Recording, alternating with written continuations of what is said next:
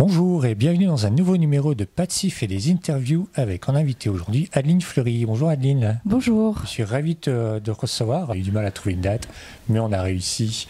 Voilà. Et pour le livre en question, ça s'appelle donc Le ciel en sa fureur, sorti aux éditions de l'Observatoire. Première question toute simple. Le livre est sorti en janvier. Est-ce que tu es contente déjà de l'accueil et du parcours jusqu'à présent ? Ah oui, parce qu'on est en mai là. Oui. Et je suis encore en train de répondre à des questions à propos de ce livre, donc c'est bon signe.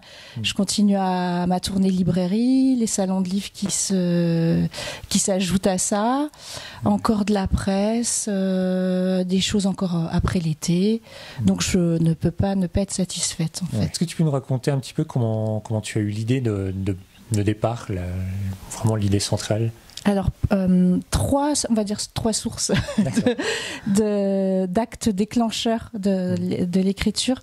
Tout d'abord, le fait divers dont on a pas mal parlé entre 2020-2021, l'affaire des chevaux mutilés, alors qui a touché pas mal de coins en France, avec un effet amplifié sur les réseaux sociaux. Et moi, ça m'a replongé dans ma Normandie de la fin des années 80, début des années 90, où petite fille déjà, j'entendais parler de choses un peu étranges comme ça. On retrouvait des cadavres d'animaux, pas seulement des chevaux. Et ça a déclenché une envie d'écrire sur mon territoire, là où j'ai grandi, le Cotentin. Par-dessus ça, j'ai vécu une scène qui m'a bouleversée, qui est dans le livre, mais de façon très romancée. J'ai été voir une magnétiseuse, une rebouteuse à la campagne. Et je ne sais pas si elle m'a guérie, mais en tout cas, des jours après, je me sentais comme si elle m'avait pris une partie de mon énergie. Et ça m'a obsédée au point d'écrire cette scène. Et au lieu de l'écrire à la première personne, un personnage s'est imposé à moi. Elle m'a été livrée comme ça, la grande Stéphane. Elle m'est tombée dessus, bim. Et de là est né. Je me suis dit voilà, il y a deux signes. Ces histoires de cadavres, cette rebouteuse. Et par-dessus ce livre de contes et légendes du Cotentin que j'avais chez mes parents, que j'ai relu.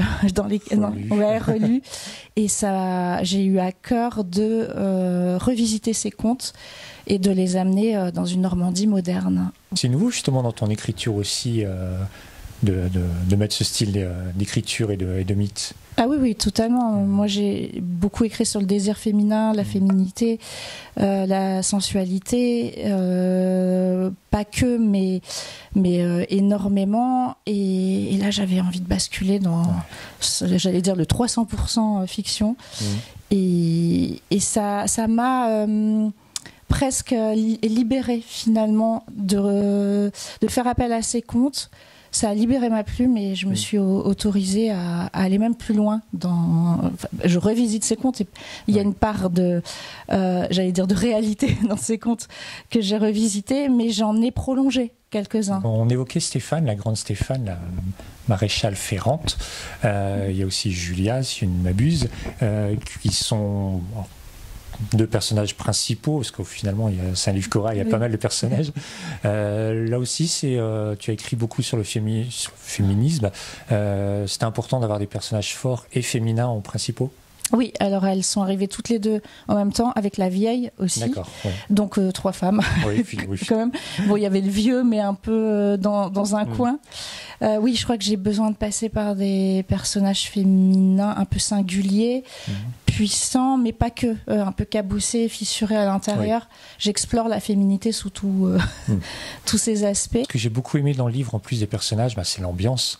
C'est dès les premières pages, on est pris dans l'ambiance que tu as voulu faire. C'est beaucoup de travailler à l'écriture ou à la réécriture, justement, pour avoir l'ambiance que tu voulais. Alors, l'ambiance, l'atmosphère, j'ai pas eu du mal à travailler cette partie-là. En fait, c'est ce qui est le plus, j'allais dire, facile pour moi. L'atmosphère, cette tension qui arrive au travers des éléments naturels, des odeurs aussi. C'est ce qu'il y a de plus facile presque pour moi. Après, c'était plus dans la tension narrative que j'ai travaillé en réécriture, à rebours presque, en déplaçant des chapitres, en déplaçant des blocs et en, en tissant des fils plus à la fois subtils mais nécessaires. La toute première version devait être un peu patchwork comme ça, brutal. Et j'ai essayé, en le retravaillant, de mieux accompagner le lecteur quand même, tout en laissant planer une part de mystère aussi. C'est assez cinématographique et immersif aussi. Clairement, oui. C'est ce que j'ai essayé de faire. Clairement. J'allais en parler à la fin, mais ça pourrait ça pourrait faire un bon film ou une bonne série. Oui, il y a il est en lecture. Chez plusieurs producteurs. Voilà. Ah oui, clairement. Oui. Clairement, ça passe. On s'y projette très bien. Que tu avais le plan dès le début, ou certains rebondissements justement, ou certains détours sont arrivés à l'écriture, tu t'es laissé emporter? Ouais, je me suis complètement laissé emporter. Moi, c'est peut-être d'ailleurs un défaut, j'ai du mal à écrire avec un plan. Ça m'emprisonne, donc j'ai l'impression de devoir m'y tenir et que ça me contrôle et ça me bloque. Mais j'ai fait un plan à rebours. D'accord, là aussi. Oui, parce que c'est quand même pas mal. Pour mettre un peu de l'ordre après, j'ai refait un squelette sous les conseils d'une de mes éditrices pour vraiment remettre mes idées au clair. Pour supprimer aussi des scènes juste esthétiques mais qui servent à rien dans l'intrigue et ça a été assez magique en fait de reposer les chapitres et ce que je voulais dire dans chaque chapitre déjà à partir de ce qui était fait. Ça m'a aidé à en déplacer certains, en ajouter d'autres et en gros j'avais le début, la fin, quelques moments forts. Et je suis partie juste là-dessus, sur la toute première version. Écoutez, j'espère qu'on vous aura donné envie de lire ce livre. Je vous assure que ce livre ne peut que vous plaire. Merci beaucoup à toi, Adeline, en tout cas, merci à toi d'être venue jusqu'à moi. Et puis, nous, on se retrouve très bientôt avec un autre invité, un autre thème. Et d'ici là, comme d'habitude, n'oubliez pas de lire, c'est important. Bonne journée à tous, au revoir.